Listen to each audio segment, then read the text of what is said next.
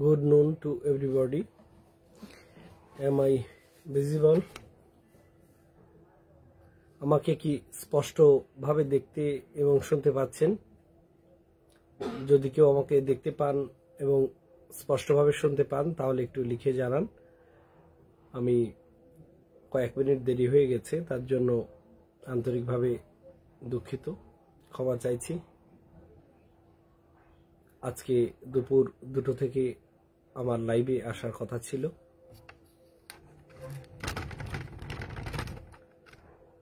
অনেকদিন আমি ব্যক্তিগত কারণে এবং ডিভাইসের সমস্যার জন্য লাইভে এসে আপনাদের সঙ্গে কথা বলতে পারিনি, অনেক বিষয়ে মতবিনিময় করতে পারিনি। আপনাদের অনেক জিজ্ঞাসা, আমারও অনেক কিছু বলার ছিল, অনেকগুলো বই পড়তে পেরেছি ব্যস্ততার মধ্যে। এখন আমার কাছে অনেকগুলো বই রয়েছে, সেগুলো আমি পড়ছি।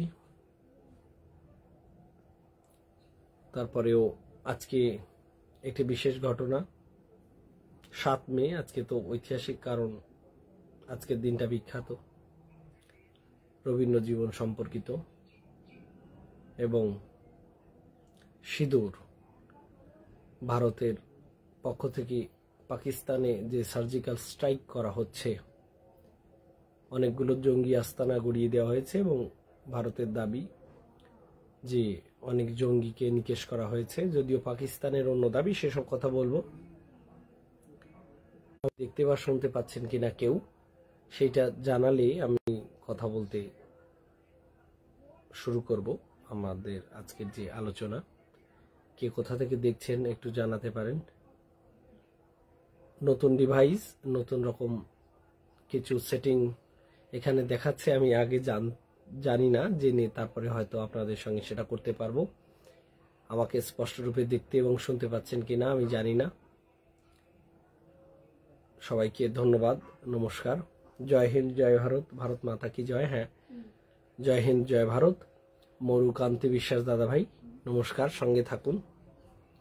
আজকে কে কেমন ভাবছেন, মনের ভাব প্রকাশ করতে পারেন।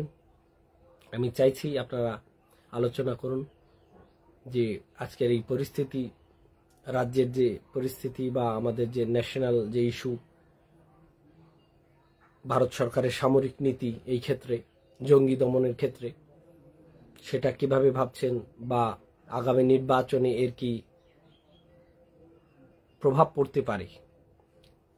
অনেকগুলো ঘটনা চাপা পড়ে যাবে কিনা, ধরুন মুর্শিদাবাদের যে অপ্রীতিকর ঘটনা, যার দায় সম্পূর্ণ রাজ্য সরকারকে নিতে হবে, জবাবদিহিতা করতে হবে, সেই ঘটনা, বা ভারতে যে বারংবার জঙ্গি হামলা হচ্ছে, পাকিস্তানের মাটিকে জঙ্গিরা তাদের নিরাপদ আস্তানা হিসেবে ব্যবহার করছে, এর পেছনে কি পাকিস্তান সরকারের গোপন মদদ আছে, কিংবা উপেক্ষা করছে বিষয়টা পাকিস্তান সরকার। পরিষ্কার শোনা যাচ্ছে। উজ্জ্বল টিকাদার দাদা ভাই, ধন্যবাদ, সঙ্গে তখন শুনতে পারছি। কবি দাদা, আমাকে কেন কবি বলছেন? মরুকান্তি বিশ্বাস দাদা ভাই, আমি সামান্য কি চেষ্টা করি আমি নিজেও জানি না। আপনাদের লিখিত হই, উজ্জীবিত হই। তো ভারত সরকারের এই পজিশন কি হতে পারে, এবং আমাদের সাউথ ইস্ট এশিয়ার যে দেশগুলো রয়েছে, বিশেষ করে এশিয়ার মধ্যে শক্তিশালী যে দেশগুলোর মধ্যে আগামীতে সুপার পাওয়ার হওয়ার যে সম্ভাবনা রয়েছে, চীন, রাশিয়া, ভারত, তাদের উত্থানের ক্ষেত্রে সদর্থক এবং নঙার্থক, পজিটিভ নেগেটিভ কি ধরনের প্রভাব আসতে পারে, এবং জনজীবন কতটা বিপর্যস্ত হতে পারে, বা আমাদের ভালো মন্দ দিকগুলো কিন্তু আমাদের খতিয়ে দেখা দরকার আছে। বসুধৈব কুটুম্বকমের মতো নীতিবাক্য, বা শত্রুর সঙ্গে শত্রুতা না করে শত্রুকেও বন্ধু ভেবে আচরণ করা, যে সনাতন ধর্ম বলে কথিত হয়েছে বিভিন্ন শান্তিবাদী দার্শনিকদের দ্বারা, সে কথা কতটুকু প্র্যাকটিক্যাল।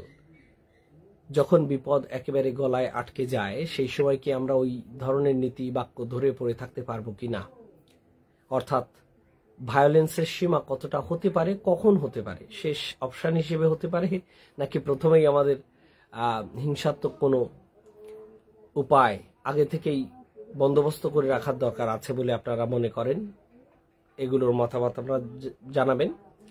একজন ভাই জিজ্ঞেস করেছিলেন সার্ক সম্বন্ধে, SAARC, সার্ক। নমস্কার রাজা দাস দাদা ভাই, কেমন আছেন? নিশ্চয়ই ভালো আছেন।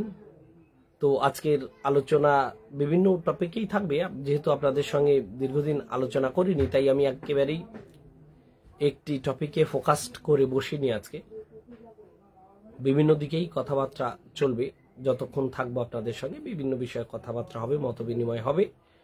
তার মধ্যে যে গুরুত্বপূর্ণ বিষয়টা সেটা হচ্ছে ভারতের যে সামরিক নীতি, যে সার্জিক্যাল স্ট্রাইক করছে ভারত পাকিস্তানের বিরুদ্ধে, বিশেষ করে পাক অধিকৃত কাশ্মীর এবং পাকিস্তানের কয়েকটা বর্ডার সংলগ্ন এলাকা, যেখানে জঙ্গিরা তাদের ডেরা তৈরি করেছিল এবং সেখান থেকে ভারতকে আক্রমণ করছে, প্রতিনিয়ত করছে। এটা নতুন কোনো ঘটনা নয়।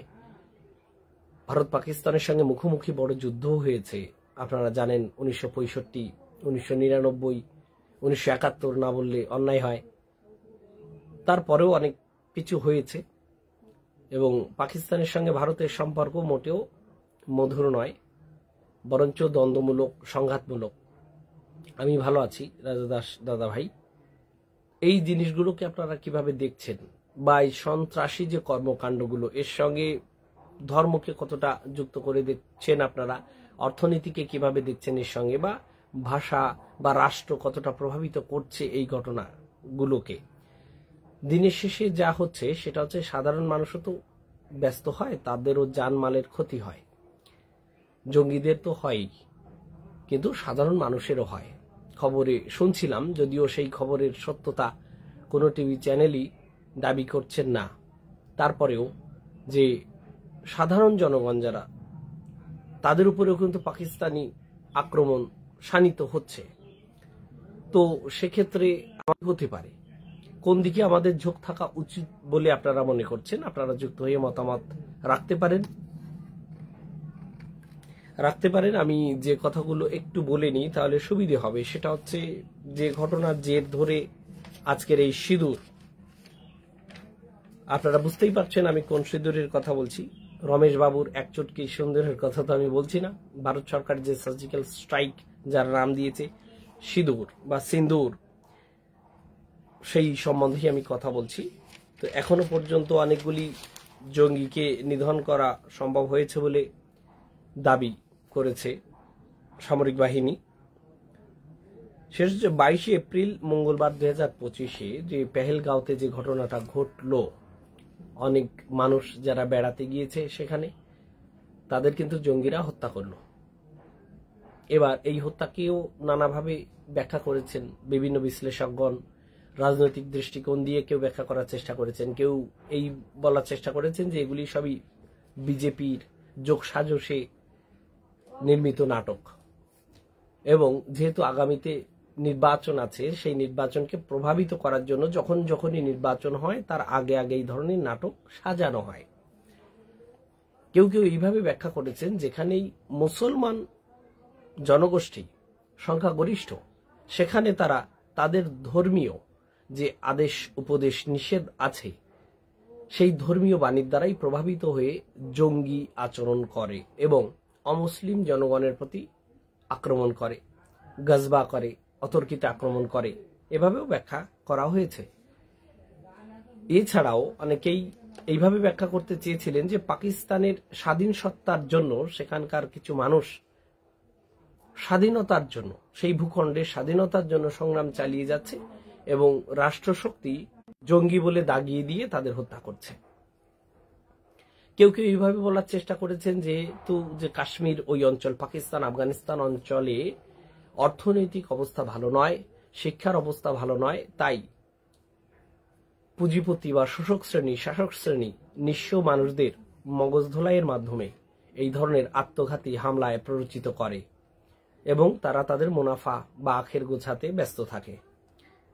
আপনারা কিভাবে বিষয়টা দেখছেন মন্তব্য করেও জানাতে পারেন বা যুক্ত হয়ে মতামত প্রকাশ করতে পারেন আমার সঙ্গে। 22 এপ্রিল মঙ্গলবার 2025-এর যে পেহেলগাঁওয়ের হৃদয় বিদারক ঘটনা, সেই ঘটনার পরিপ্রেক্ষিতে আজ প্রায় 2 সপ্তাহ পর ভারত সরকার পাকিস্তানের বা পাক অধিকৃত যে কাশ্মীর, সেই অঞ্চলে আক্রমণ করেছে, দাবি জঙ্গিদের নিধন করা, জঙ্গিদের নিকেশ করা, শেষ করা তাদের। 7 মে বুঝতেই পারছেন আজকের ভোর কি রাতই বলা চলে, গভীর রাতই বলা চলে, 1:45 পাক কাশ্মীরে 9টি গোপন ডেরায় হামলা করে। 9টি গোপন ডেরা মানে জঙ্গিদের যে ডেরায়, সেখানে হামলা করে এবং সেখানে প্রায় 90 জন সন্ত্রাসী বা আতঙ্কবাদী নিহত হয়েছে বলে দাবি করেছে ভারতীয় সামরিক বিভাগ। মুরিকেতে 30 জন, বিভিন্ন রিপোর্টে একটু সংখ্যার এদিক ওদিক আপনারা পাবেন, তাতে খুব ব্যস্ত হওয়ার কোনো কারণ দেখিনি।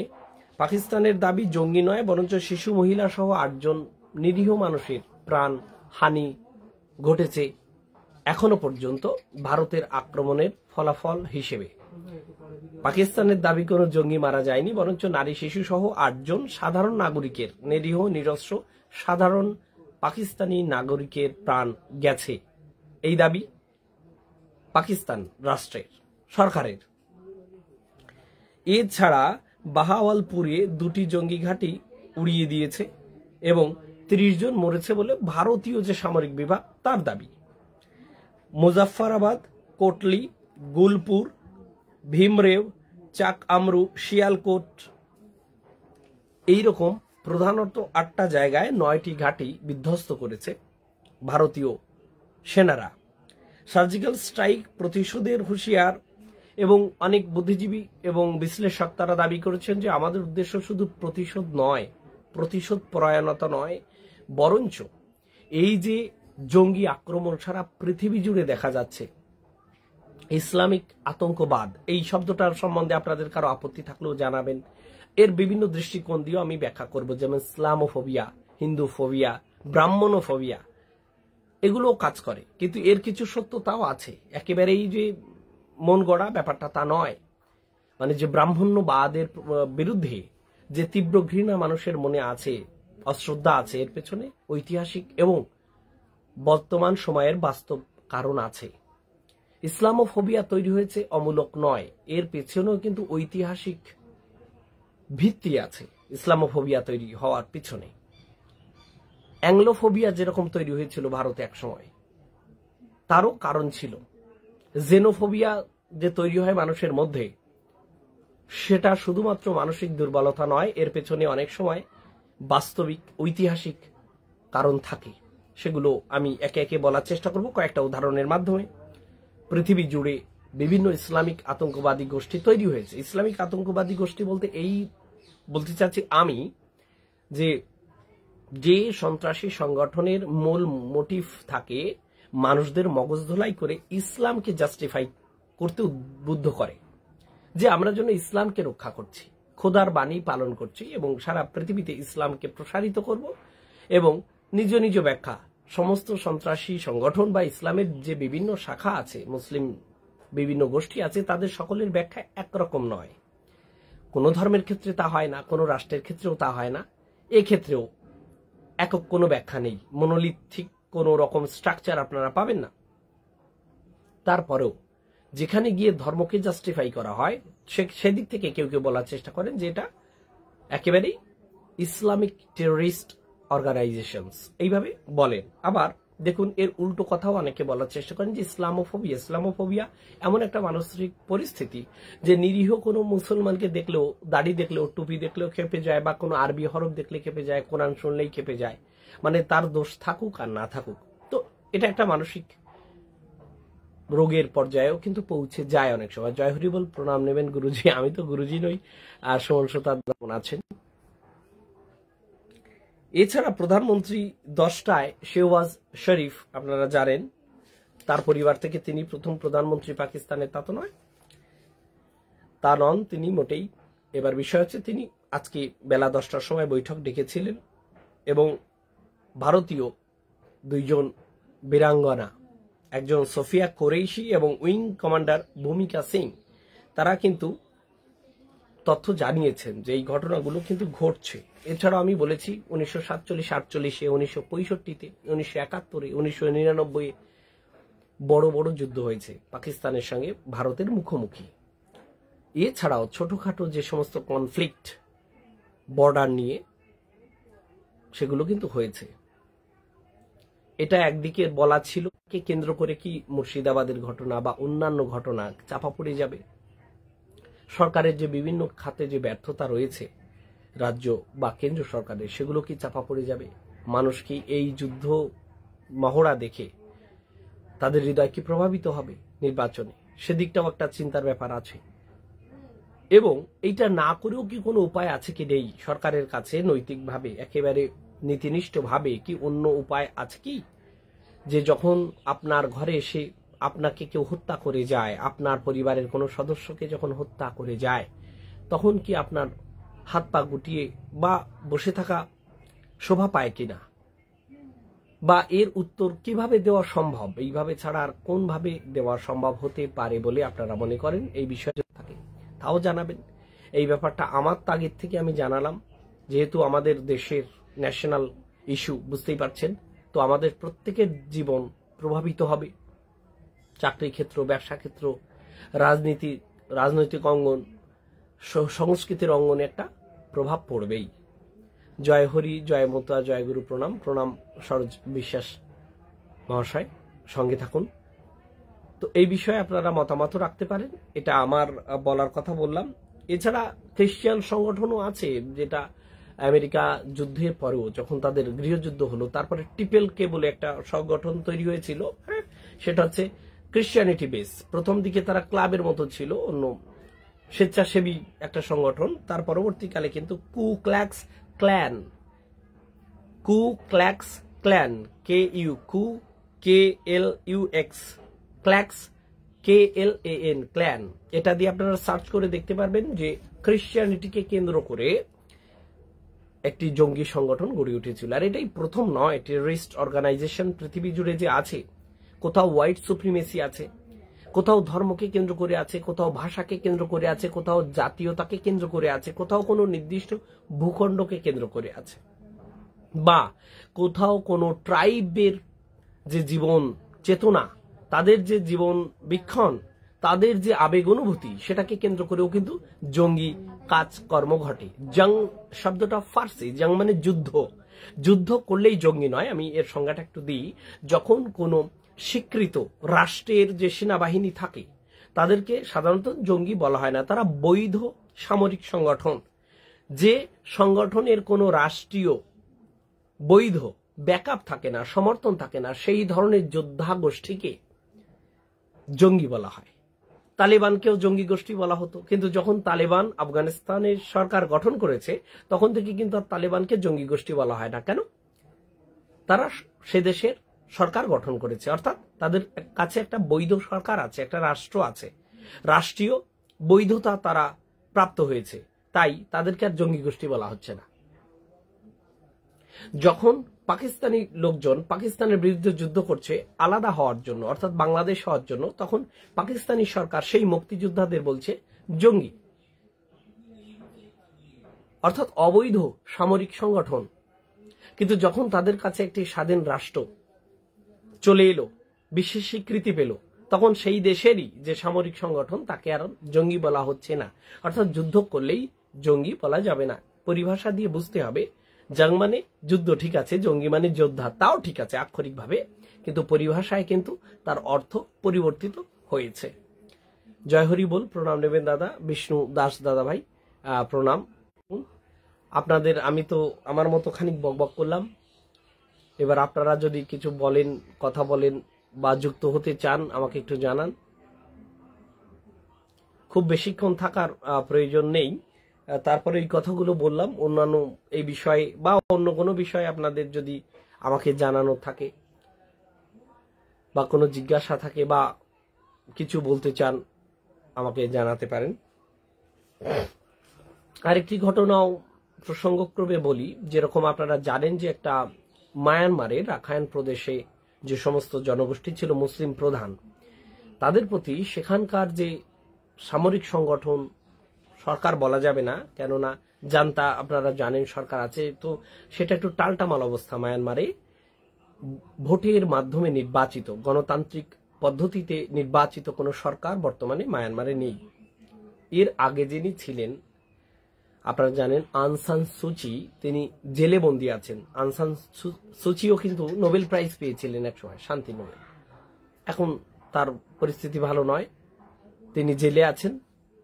এবং সে দেশে কি হবে, একটি মাত্র সামরিক সংগঠন থাকলেও একরকম হয়, কিন্তু সেখানে নানা রকম টালটামাল পরিস্থিতি। এবং সেখানে রাখাইন করিডোর হবে কিনা তা নিয়েও কিন্তু বাংলাদেশের যিনি উপদেষ্টা কমিটির প্রধান, আপৎকালীন সময়ের রাষ্ট্রপ্রধান ডক্টর ইউনূস, তিনি কিন্তু চাপে আছেন যে করিডোর দেওয়া হবে কিনা। করিডোর এই জন্য, করিডোর মানে একটা দেশের মধ্যে দিয়ে ত্রাণ সামগ্রী যাওয়ার যে পথ, পরিবহনের যে পথ, তাকে করিডোর বলে। ধরুন ভারতে আমি পশ্চিমবঙ্গ থেকে কোনো জিনিস পাঠাতে চাই, তাহলে যদি আমি একেবারে পশ্চিমবঙ্গের উত্তরের দিকে দার্জিলিং, শিলিগুড়ি ওই পথ দিয়ে গিয়ে আসামের উপর দিয়ে একেবারে অরুণাচল প্রদেশের উপর দিয়ে বা মেঘালয়ের উপর দিয়ে ত্রিপুরায় যেতে চাই, মিজোরামে যেতে চাই, তাহলে আমাকে অনেক ঘুরে যেতে হয় এবং ভারী কোনো দ্রব্য নিয়ে তো যাওয়া সম্ভব না। রেলের মাধ্যমে আপনি কত মাল নেবেন, জাহাজে নিতে সুবিধে হয়। যার জন্য বাংলাদেশের সঙ্গে আমাদের সম্পর্ক যে সমস্ত কারণে রাখতে হয়, তার মধ্যে এটা একটা, যে 7 সিস্টার্স অর্থাৎ মিজোরাম, মণিপুর, মেঘালয়, ত্রিপুরা, অরুণাচল প্রদেশ, নাগাল্যান্ড, এই জায়গাগুলোতে, এই রাজ্যগুলোতে, অঙ্গরাজ্যগুলোতে যেতে হয়। তার জন্য আমাদের মায়ানমারের প্রতি এবং বাংলাদেশের প্রতি বেশ খানিকটা নির্ভরশীল হতে হয়। জিজ্ঞাসা চরিতার্থে ধর্ম কি রাজনীতি, 1-2-2-1 চালাচ্ছে কূটনীতি। ভালো লিখেছেন, খুবই ভালো লিখেছেন গৌতম ঢালি দাদাভাই। নমস্কার, কেমন আছেন? নিশ্চয়ই ভালো। আর কিছু জিজ্ঞাসা থাকলে বা কিছু বলার থাকলে উপদেশাত্মক বা যা কিছু লিখতে পারেন বা যুক্ত হতে পারেন, কোনো অসুবিধা নেই। তো এই ব্যাপারগুলো, তাহলে তারা চাপে আছেন। এমনকি জাতিসংঘের যিনি মহাসচিব আন্তোনিও যিনি গুতেরেস, তিনি কিন্তু করেছেন, কথা বলেছেন যে যদি দুই দেশ রাজি হয়, দুটো রাষ্ট্র অর্থাৎ মায়ানমার এবং বাংলাদেশ, তবেই এটা সম্ভব, তা না হলে সম্ভব নয়। তাহলে কূটনৈতিকভাবে ডক্টর ইউনূসও চাপে আছেন। এবং আপনারা জানেন যখন শেখ হাসিনা প্রধানমন্ত্রী ছিলেন বাংলাদেশের, তখন ভারতের সঙ্গে প্রায় চুক্তি সম্পন্ন হয়ে গেছিল যে আমরা একটা করিডোর ব্যবহার করতে পারবো বাংলাদেশের উপর দিয়ে। তাতে বাংলাদেশের বিরোধী দলের রাজনৈতিক নেতা যারা ছিলেন এবং আপামর জনসাধারণের মধ্যেও কিন্তু একটা ব্যাপক ক্ষোভ ছিল। এছাড়া ভারত বিদ্বেষী একটা সেন্টিমেন্ট তো বাংলাদেশে তীব্রভাবে আছেই, সেটাকেও কাজে লাগানো হয়েছিল। যে যে দেশ তার তার স্বার্থ বুঝবে এবং যে যে জনগোষ্ঠীর যে যে রাজনৈতিক পার্টি তারা তাদের স্বার্থ বুঝবে। সন্দীপ রয় দাদাভাই জানাচ্ছেন ভারত মাতার জয়। হ্যাঁ, ভারত মাতার জয়, সঙ্গে থাকুন দাদাভাই। পেহেলগাঁওয়ের ঘটনাটা বললাম, ভারতের পক্ষ থেকে সার্জিক্যাল স্ট্রাইকের কথাটাও বলার চেষ্টা করলাম, এবং রাখাইন করিডোর বাংলাদেশের উপর দিয়ে যেটা ত্রাণ সামগ্রী নেওয়া সম্ভব কিনা, বিশ্ব থেকে যে ত্রাণ আসছে জাতিসংঘের তরফ থেকে বা অন্যান্য এনজিওর তরফ থেকে যে সমস্ত ত্রাণ আসছে রাখাইন প্রদেশে পাঠানোর জন্য রোহিঙ্গাদের জন্য, সেটা বাংলাদেশ সহানুভূতির সঙ্গে দেখছে। কিন্তু যেহেতু নির্বাচিত সরকার সে দেশে এখন নেই, তাই এই চুক্তির মধ্যে সরাসরিভাবে দৃঢ়ভাবে যেতে পারছেন না ডক্টর ইউনূস এবং তার দ্বারা গঠিত, তার নেতৃত্বে গঠিত বাংলাদেশের যে আপৎকালীন সময়ের যে তত্ত্বাবধায়ক সরকার রয়েছে তাদের কথা আমি জানিয়েছি। এছাড়া দামামা তো বেজে উঠেছে, যুদ্ধের দিনের শেষে মানুষই মারা পড়ে, মায়ের কোল খালি হয়, কোনো সধবা স্ত্রীর সিঁদুর মুছে যায় বা কারো চুড়ি ভাঙে, যাদের যে রীতি যাই হোক না কেন বিধবা হয়ে যায়, স্বামী হারায়, সন্তান হারায়। তো যুদ্ধ কোনো মতেই কাম্য নয়। স্বাভাবিক সুস্থ জীবন ব্যবস্থায় যারা উন্নতির দিকে ধাবিত হচ্ছে, ভারত রাষ্ট্রের কথাই যদি বলি, স্বাধীনতার পর থেকে ভারত কিন্তু অর্থনৈতিক উন্নতিতে এবং আরো কয়েকটি ক্ষেত্রে পেছনের দিকে যায়নি। হ্যাঁ, গতি কোনো সরকারের সময় কমেছে, বেড়েছে। আমি একটা রাজনৈতিক দলের কথা বলছি না, বিভিন্ন সরকারের কথা বলছি, কিন্তু তারা কিন্তু পশ্চাদমুখী হয়নি, হাঁটেনি। আপনারা দেখবেন যে উন্নতি কখনো স্লো মোশনে হয়েছে, কখনো র্যাপিডলি হয়েছে, কিন্তু উল্টো দিকে যায়নি। অর্থাৎ ভারতের একটা উচ্চ আশা আছে, বিশ্বের বুকে একটা শ্রেষ্ঠ আসন নেওয়ার একটা তাগিদ আছে, একটা প্রচেষ্টা আছে। পাকিস্তানের এমন আছে কিনা দীর্ঘমেয়াদী কোনো পরিকল্পনা দেশের জন্য, সে দেশের নাগরিকের যা হয় হোক, কয়েকটি অভিজাত পরিবার এবং তাদের থেকেই বারবার সেনাবাহিনীতে নিয়োগ এবং সেনাবাহিনীর কর্মকর্তাদের জীবন সুখে স্বাচ্ছন্দ্যে কেটে গেলেই হলো। জনগণের প্রতি তেমন দায়ভার নেই। সারা বিশ্বে কোথাও খুব আছে, আমি কথা বলছি না। পশ্চিমবঙ্গ রাজ্য সরকার বা ভারতের যে ইউনিয়ন গভর্নমেন্ট, কেন্দ্রীয় সরকার, তারা খুব মরিয়া, মানুষের জন্য জান প্রাণ কবুল করে দিচ্ছেন। আমার দাবি এই রকম নয়, কিন্তু পাকিস্তানের সঙ্গে ভারতের বা পশ্চিমবঙ্গের তুলনা চলে না। তাদের একেবারে গায়ে গুজরি অবস্থা। আপনারা একটু যদি সার্চ করেন বা তাদের দেশের ইকোনমি সম্বন্ধে জানতে চান, দ্রব্যমূল্য সম্বন্ধে জানতে চান, জীবনের মান সম্বন্ধে জানতে চান, তাহলেই স্পষ্ট হবে বিষয়টা আপনাদের কাছে। যে কোনো সোর্স থেকে আপনারা সেগুলো দেখতে পারেন এবং যে সমস্ত তথ্য উঠে আসবে সেগুলোকে ক্রস চেক করেও দেখতে পারেন যে এমন হতে পারে কোনো একটি মিডিয়া বা কোনো একটি পেপার তারা আপনাদের মিসগাইড করছেন, ভুল তথ্য দিচ্ছেন, হতেই পারে।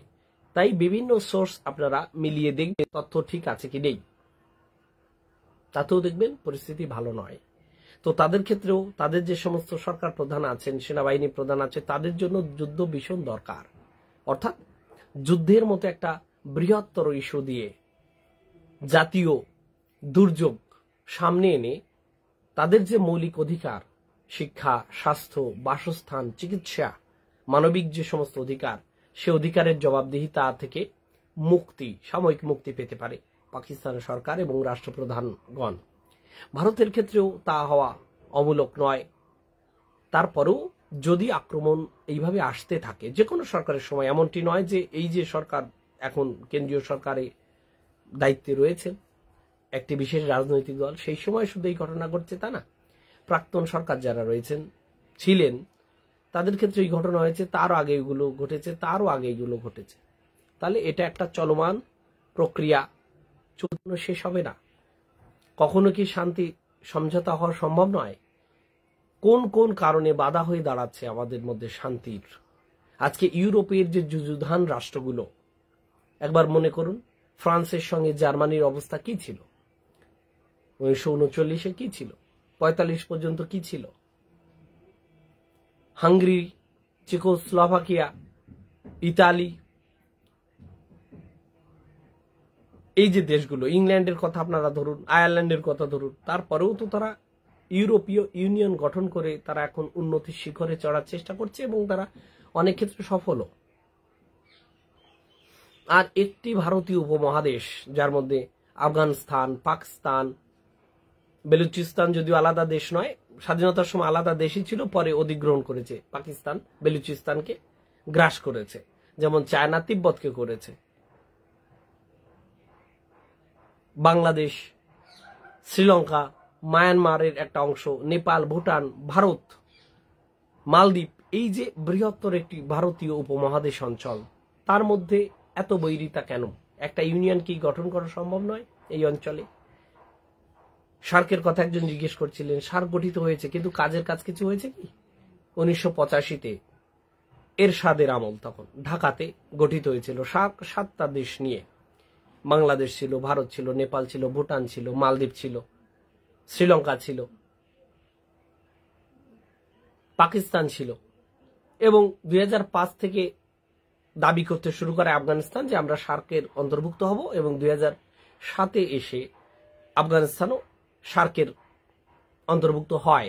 সার্ক কথার মানেও আপনারা জানেন, ফুল ফর্ম, এবং সার্কের হচ্ছে আমাদের এই যে দক্ষিণ এশিয়ার যে দেশগুলো রয়েছে, সাউথ এশিয়ান যে সমস্ত country, south Asian association for regional cooperation, পারস্পরিক একটা মেলবন্ধন, একটা উচ্চ আশা নিয়ে গঠিত হয়েছিল। তার সদর দপ্তর নেপালের রাজধানী কাঠমান্ডুতে। অর্থাৎ আমরা পরস্পরের প্রতি সহযোগিতা, সহমর্মিতা, সৌভ্রাতৃত্ব গড়ে তুলব। কোন কোন ক্ষেত্রে? শিক্ষা ক্ষেত্রে, সংস্কৃতি ক্ষেত্রে, বাণিজ্যের ক্ষেত্রে, তথ্য প্রযুক্তি, বিজ্ঞানের ক্ষেত্রে আমরা ঐক্যবদ্ধ হওয়ার চেষ্টা করব। কিন্তু সেই গুড়ে বালিই থেকে গেছে আজ পর্যন্ত।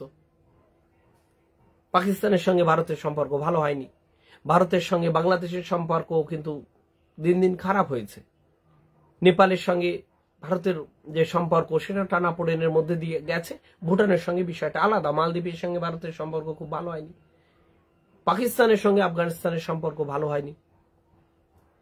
তাহলে সার্ক তৈরি হলেও হয়তো বছর শেষে বৈঠক হচ্ছে, কিন্তু সুসম্পর্ক কিন্তু গড়ে ওঠেনি। অর্থাৎ যে উদ্দেশ্যে, যে উচ্চাকাঙ্ক্ষা নিয়ে গঠিত হয়েছিল সার্ক, SAARC, সেটা কিন্তু সম্পন্ন হয়নি। আফগানিস্তান যখন যুক্ত হচ্ছে 2007 সালে, তখন হামিদ কারজাই প্রেসিডেন্ট ছিলেন আফগানিস্তানের, এবং ভারতে তখন প্রধানমন্ত্রী ছিলেন রাজীব গান্ধী। পরবর্তীকালে তো রাজীব গান্ধীর অ্যাসাসিনেশন ঘটল, আপনারা জানেন এই তথ্য। তো এই বিষয় কিনা এও আপনারা একটু ভেবে দেখবেন যে এটা সত্যি চিন্তার বিষয় কি না। আজকে ভারতের যে উন্নতি, চীন তো চাইবেই না, পরোক্ষভাবে চাইবে যে পাকিস্তান এবং ভারত কোনোভাবে যুদ্ধে যুক্ত হয়ে যাক, তাতে আমেরিকারও মুনাফা। আমেরিকা ভারতের কাছে অস্ত্র বিক্রি করতে পারবে, পাকিস্তানের কাছে অস্ত্র বিক্রি করবে, এবং দুটো শক্তিকে মদত দেবে পেছন থেকে, কিন্তু দিনের শেষে ক্ষতিটা ভারত এবং পাকিস্তানের হবে। এদিক থেকে এশিয়ায় যে তিনটি প্রধান শক্তি উঠে আসছে আগামীতে বিশ্বে প্রভাব বিস্তার করার জন্য, চায়না, রাশিয়া এবং ভারত। ভারত যদি যুদ্ধে জড়িত হয়ে যায়, যুদ্ধে জড়িয়ে পড়ে, তাহলে কি হবে? তাহলে ভারত পিছিয়ে যাচ্ছে না সেই প্রতিযোগিতা থেকে? সুপার পাওয়ার হওয়ার যে স্বপ্ন নিয়ে এগোচ্ছে ভারত, সেখানে কি পিছিয়ে পড়ার একটা সম্ভাবনা নেই? আবার সুপার পাওয়ার হওয়ার আমাদের সম্ভাবনা আছে, আমরা সেই পথেই হাঁটছি বা সেই পথেই দৌড়চ্ছি বলে আমাদের প্রতি যে বর্বর আক্রমণগুলো ঘটছে, জঙ্গি আক্রমণগুলো ঘটছে, সেগুলো কি আমাদের নীরবে মেনে নিতে হবে? অর্থাৎ আমরা একটা বেশ দ্বন্দ্বমুখর পরিবেশের মধ্যে পড়ে গেছি, উভয় সংকটের মধ্যে পড়ে গেছি, যে আমরা কোনটাকে প্রায়োরিটি দেব।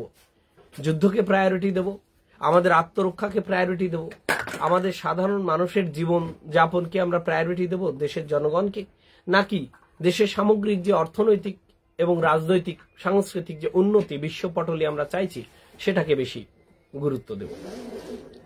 তাহলে অনেকগুলো জটিল পরিস্থিতি কিন্তু আমাদের সামনে, এর মধ্যে থেকে হয়তো আমাদের বেছে নিতে হবে আমাদের পথ কোনটা হবে, কতটুকু হবে। হয়তো সবগুলোকেই ছুতে হবে, সব পথেই কম বেশি হাঁটতে হবে বা ছুটতে হবে, কোথাও বসতে হবে, কোথাও দাঁড়িয়ে কথা বলতে হবে, কোথাও মিষ্টি এসে জবাব দিতে হবে, কোথাও হয়তো চোখ রাঙানি দিতে হবে, আমরা বাধ্য থাকব। তো এই ব্যাপারগুলো বলার ছিল, বললাম যে ভারতের জনগণ ভারতের সঙ্গেই আছে, থাকবে। মতভেদ তো থাকবে বিভিন্ন বিষয়ে, কিন্তু তারপরেও দেশের প্রতি একটি টান মানুষের থাকবে, দেশাত্মবোধও থাকবে। মানুষের যেমন জাতিবোধ আছে, ভাষাবোধ আছে, ধর্মবোধ আছে, তেমনি রাষ্ট্রের প্রতিও কিন্তু একটা মমত্ববোধ কাজ করে। সবার সমানভাবে করে কিনা সে বিতর্ক তো থাকেই। সাইকোলজিক্যাল যে সূক্ষ্ম পার্থক্যগুলো, মানুষের এই তো ভ্যারিয়েশন এত পৃথিবীতে, সেগুলো তো থাকবেই। তারপরেও এই পরিস্থিতি কিভাবে সামাল দিতে পারবে, শুধু সরকারের দায়িত্ব নয়, জনসাধারণের সহভাগিতা, সহযোগিতা দরকার আছে। এবং সরকারও সেইভাবে পরিচালিত হতে বাধ্য হয় যদি মানুষ খুব দৃঢ় অবস্থান নেয় কোনো কিছু। সরকার চাইলেই সেটা করে ফেলেন তা নয়। মানুষ যদি কোনো দাবি এক নাগাড়ে জানাতে থাকে, তাহলে সরকারও বাধ্য হয় তাদের সেই দাবি মেনে নিতে। সরকার তার বিভিন্ন নীতি, আপনারা জানেন, বিভিন্ন বিল অ্যাক্ট হয়ে গেছে, সেটা রিপিল করতে বাধ্য হয়েছে সরকার, ফিরিয়ে নিতে। আমি কৃষি কানুনের কথা বলছি।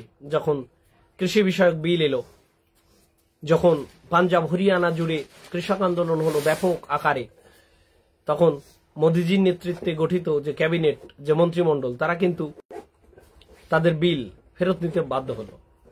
তার মানে জনগণ যদি ঐক্যবদ্ধ হয়, তাহলে জনগণই পারে সরকারকে দিয়ে অগ্রগতির কাজ করিয়ে নিতে। জনগণ যদি অন্ধ থাকতে চায়, জনগণ যদি দুর্বল থাকতে চায়, তাহলে সরকার কি করতে পারে? সহজে যদি একটা কাজ হয়ে যায়, যদি প্লাস্টিকের খেলনার দ্বারা মন ভোলাতে পারে সরকার বা কোনো রাজনৈতিক দল, তাহলে তার জন্য বেশি কষ্ট কেন কেউ করতে যাবে? কেউ করবে না, সেটাই স্বাভাবিক। জনগণ এও অনেক সময় আমরা ভেবে ফেলি যে হয়তো এই দল করবে না, ওই দল করবে, ওই দল করবে না, ওই দল করবে। দিনের শেষে শাসক যে গোষ্ঠী থাকে, যারা দেশকে, রাজ্যকে, কোনো জনগোষ্ঠীকে পরিচালিত করে, তাদের জন্য তো একটি সামান্য বৈশিষ্ট্য, সাধারণ বৈশিষ্ট্য কাজ করে। দিনের শেষে শাসন করতে চায়, তারা সেই ক্ষমতার শীর্ষস্থানে বসে থাকতে চায়। যা দিয়ে যখন সম্ভব হয় তাই তারা করতে চায়। প্রতিশ্রুতি দিয়ে সম্ভব হলে তাহলে কাজের বাস্তবায়ন না করলে যদি হয় তাহলে বাস্তবায়নের দরকার নেই। আজকে ভারত পাকিস্তান যদি যুদ্ধ হয় তাহলে বাংলাদেশের যে সরকার নানা আশা আকাঙ্ক্ষা দিয়ে স্বৈরাচারী হাসিনাকে সরিয়ে দিয়েছে, তারা এই দাবি করেছে যে আমরা স্বৈরাচারের হাত থেকে বাংলাদেশকে রক্ষা করব, একটা নতুন দিশায় নিয়ে যাব, উন্নতির শিখরে নিয়ে যাব। তাহলে তারাও কি করবে? দৈনন্দিন জীবনের যে দ্রব্যমূল্য সেটা নিয়ে আর ব্যতিব্যস্ত থাকবে না। যে সাম্প্রদায়িক জিজ্ঞাসা, বর্বরতা, অত্যাচার ঘটে চলেছে, আগেও ঘটেছে, এখনো ঘটেছে, সেগুলো থেকে চোখ ঘুরিয়ে দিতে সহজ হয়ে যাবে রাষ্ট্রপ্রধানদের, রাষ্ট্র পরিচালকদের। বরুণ বিশ্বাস দাদাভাই, শুভকামনা, আপনাকেও শুভকামনা। আপনাকেও যুক্ত হতে চাইলে আমাকে বলুন, আমি লিঙ্ক দিচ্ছি। কেউ যুক্ত হয়ে কথা বলতে চাইলে অবশ্যই কথা বলতে পারেন।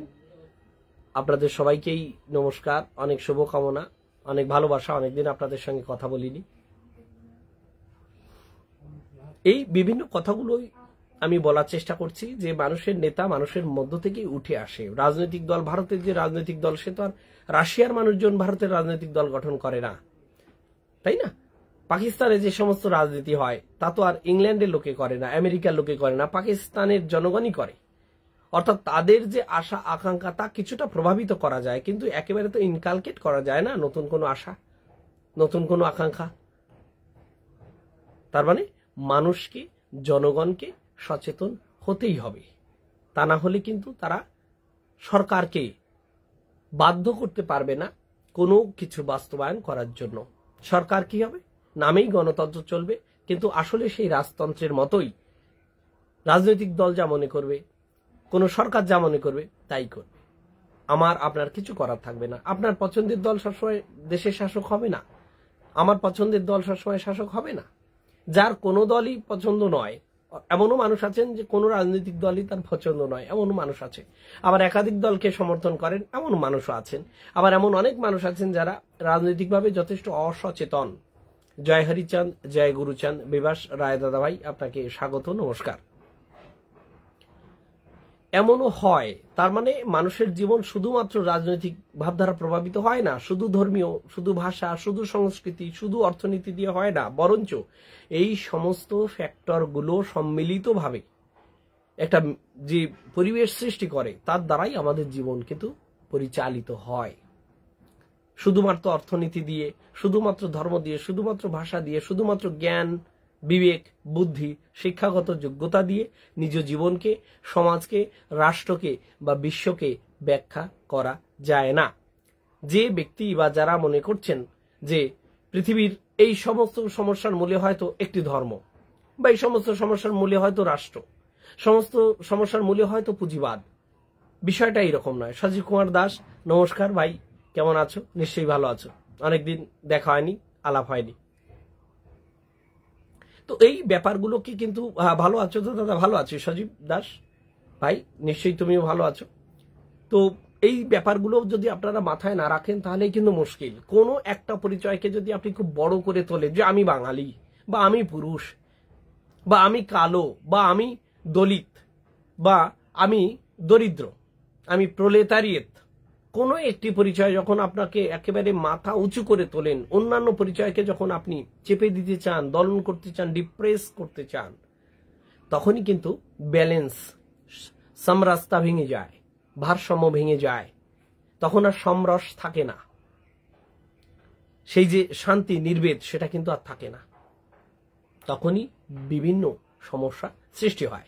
এবং আপনাকে মোটিভেট করার জন্য যারা পথ দেখিয়ে নিয়ে যাবেন নেতা, তারা কিন্তু চাইবেন কোনো না কোনো একটা পরিচয়কে একদম অনেক বড় করে, অন্যান্য পরিচয়কে তুচ্ছ, গৌণ, প্রয়োজনে অস্বীকার করে আপনাকে প্রভাবিত করার চেষ্টা করে। কেন? তা না হলে তার যে গল্প, তার যে ন্যারেশন, তাতে আপনি মুগ্ধ হবেন না, এবং তার হাতকে আপনি শক্ত করবেন না, অন্যের হাতকে আপনি ভেঙে দিতে, গুড়িয়ে দিতে যাবেন না, তার মিটিং মিছিলে আপনি প্যান্ডেল ভরিয়ে দেবেন না, তাতে তো তার লাভ হবে না, তাই না? আমি ভুল বললে আমাকে ধরিয়ে দেবেন। আজকে যুদ্ধ ঘন পরিস্থিতিতে এই কথাগুলো আমি বলছি, খানিকটা আবেগ থেকেই বলছি। কেন বলছি? আমার দেশের বিষয়, আমার দেশের মানুষের বিষয়, তাই আমাদের বলতে হবে। আমাদের সমাজে, আমাদের রাজনীতির যে অলিন্দে যেখানে যেখানে সমস্যা আছে, সেই সমস্যা থেকে যদি আমরা নাকে কাপড় দিয়ে চলে যাই, সরে যায়, তাতে দুর্গন্ধ শেষ হয় না, বরঞ্চ আগামীতে আরো বিষক্রিয়া, আরো তীব্র বিষক্রিয়া সহ্য করার জন্য মানসিক দৈহিক প্রস্তুতি নিতেই হয়। তাই ছাড়া কোনো উপায় কিন্তু থাকবে না। চোখ বন্ধ করে আমরা ধুলো ঝড় বন্ধ করতে পারবো না। আমাদের পরিস্থিতির মোকাবেলা করতে হবে, যেভাবেই করতে হয়। সেইখানেই আমি আপনাদের মতামত ভিক্ষা করছি বা মতামত জানতে চাইছি যে এই মুহূর্তে কি মরতে চাই, না চাইলে মরতে হবে। খুব সুন্দর কথা বৃন্দাবন সৌখ্য দাদা ভাই।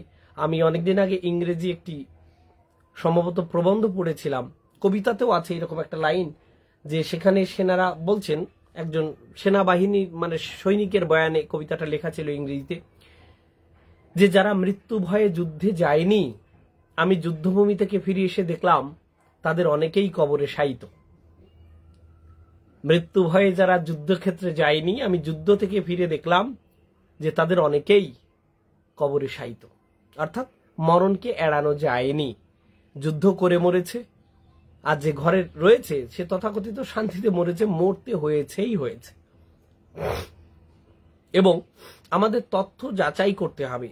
তথ্য প্রযুক্তির যুগ যেমন, তেমনি তথ্য দিয়ে মানুষকে বোকা করা হয়, স্ট্যাটিস্টিক্স দিয়েও যেমন বোকা করা হয়, বিভিন্ন সমীক্ষার রিপোর্ট দিয়ে বোকা করা হয়, তথ্য দিয়ে বোকা করা হয়। দেখবেন কোন একটা ছবি দিয়ে আপনাকে কোনো একটা তথ্য জানানো হলো, আমার ছবি দিয়ে বা লোকনাথ বাবার ছবি দিয়ে বা ডোনাল্ড ট্রাম্পের ছবি দিয়ে বা শ্রীকৃষ্ণের ছবি দিয়ে বা গৌতম বুদ্ধের ছবি দিয়ে বা যে সমস্ত মুখ মানুষ খুব চেনে, খুব মানে, তাদের ছবি দিয়ে একটা লাইন লিখে দিল। আপনি জিজ্ঞেস করবেন এই লেখাটার রেফারেন্স কি? রেফারেন্স কিছু নেই, তার মনে হয়েছে, তার মনোভাবের সঙ্গে শুট করলো তো লিখে দিল। জয় মানবতার। কার্তিক বিশ্বাস দাদা ভাই নমস্কার। জয় মানবতার, মানবতার জয় হোক, সঙ্গে থাকুন। জয় হরিবল, প্রণাম প্রদীপ দে দাদা ভাই নমস্কার, আন্তরিক ধন্যবাদ, সঙ্গে থাকুন। তো সেই সমস্ত আমি পেহেলগাঁওয়ের কথাটা বললাম, ভারতের যে সিন্ধুর যে সার্জিক্যাল স্ট্রাইক পাকিস্তানি সন্ত্রাসী গোষ্ঠী, জঙ্গি গোষ্ঠী বা ইসলামিক আতঙ্কবাদীদের বিরুদ্ধে, এটা ন্যারেশন সরকারি ভারতের, তো তাদের বিরুদ্ধে যে আক্রমণ, তাই নিয়ে কিছু কথা বললাম। সার্ক নিয়ে কিছু কথা বলেছি। মায়ানমারের রাখাইন যে করিডোর, ডক্টর ইউনূসের যে অবস্থান, কূটনৈতিক অবস্থান, তা নিয়ে কথা বলেছি। এবং জাতিসংঘের মহাসচিব আন্তোনিও গুতেরেস, তার যে অবস্থান বা তার যে বক্তব্য, সেটা আমি বলেছি। ফিলিস্তিনের ক্ষেত্রেও তো তাদের নানা আশিস বাণী, নানা ললিত বাণী, এই যুদ্ধ করো না, তোমরা ভালো থাকো, মারামারি করো না, কেমন, কেউ কারো গায়ে থুতু দিও না, এই ধরনের বিভিন্ন ললিত বাণী, শান্তি স্তুতি বাক্য বা স্তুতি বাক্য বলা ঠিক নয়, স্বস্তি বচন বলা চলে, স্বস্তি বচন তারা কিন্তু আওড়াতে থাকেন। কিন্তু তারপরেও সেই জাতিসংঘের যে 5 জন মেম্বার, যে 5টা রাষ্ট্র স্থায়ী সদস্য নিরাপত্তা পরিষদের, তারা কারা? চীন, রাশিয়া, ফ্রান্স, আমেরিকা এবং ইংল্যান্ড। আপনারা একটু খোঁজ নিয়ে দেখুন তো, বিশ্বে অস্ত্র রপ্তানিতে দেখবেন এই দেশগুলোর নাম অনেক উপরে। America, Russia, England, France. এই যে রাফায়েল আমরা কিনে নিয়ে আসছি, কোথা থেকে? একবার ভেবেছেন যে ফিলিস্তিনি এত অস্ত্র কারা পাচার করছে? কোথা থেকে আসছে এত অস্ত্র যারা খেতে পায় না? কোথা থেকে এত অস্ত্র আসছে আইসিসের হাতে? এখন তো আইসিস প্রায় মাটির সঙ্গে গুড়িয়ে দেওয়া হয়েছে তাদের। কোথা থেকে আসে জঙ্গি সংগঠনের হাতে এত অস্ত্র? ভেবে দেখেছেন কোথাও? এত টাকা তারা কোথায় পায়? এই যুদ্ধ আমাদের কি লাভ এবং ক্ষতি হবে? ক্ষতি তো হবেই। মানে প্রশ্ন এইটা নয় যে আমাদের লাভ হবে কিনা, ক্ষতি হবে। তো কতটা কিভাবে ক্ষতি হবে সেইটা কথা। যুদ্ধ হওয়া মানেই মানবিক অধিকার লঙ্ঘিত হওয়া। সরকার যে কোনো মুহূর্তে বিরাট স্তরে করতে পারে যেটা, সেটা সরকার আমাদের দেশে জরুরি অবস্থা জারি করতে পারে। আর আপনারা জানেন সেই অবস্থায় বেশিরভাগ যে মৌলিক অধিকার তা কিন্তু দিতে সরকার বাধ্য নয়, জবাবদিহিতার বাইরে চলে যায়। অর্থনৈতিক ব্যাপক ক্ষতি হয় এবং আমাদের দেশের যে বিরাট বিপুল জনশক্তি, সেই জনশক্তির যে দৃষ্টিভঙ্গি, যিনি গান করেন, যিনি নাচ করেন, যিনি গবেষণা করেন, যিনি সিনেমা করেন, যিনি কবিতা লেখেন, যিনি ইঞ্জিনিয়ারিং করছেন বা জীববিদ্যা নিয়ে পড়ছেন, ইতিহাস নিয়ে চর্চা করছেন, তাদের সবার মস্তিষ্কে একটা বিরাট অংশ, বিরাট এনার্জি এই যুদ্ধমুখী হয়ে গেল। এটা আমি বৃহত্তর স্কেলে বলছি। এছাড়া অর্থনৈতিক ব্যাপক ক্ষতি হয়। আমি আগেই বলেছি যে এশিয়ায় এখন যে সমস্ত রাষ্ট্রগুলো শক্তিশালী হয়ে উঠে আসছে, তার মধ্যে চীন, রাশিয়া এবং ভারত। ভারত যদি কোনো কারণে দীর্ঘমেয়াদী যুদ্ধে জড়িয়ে পড়ে, তাহলে অর্থনৈতিক ব্যাপক ক্ষতি হবে এবং ব্যাপক ক্ষতি হলে চীনের কিন্তু পরোক্ষ ফায়দা হয়ে যাবে।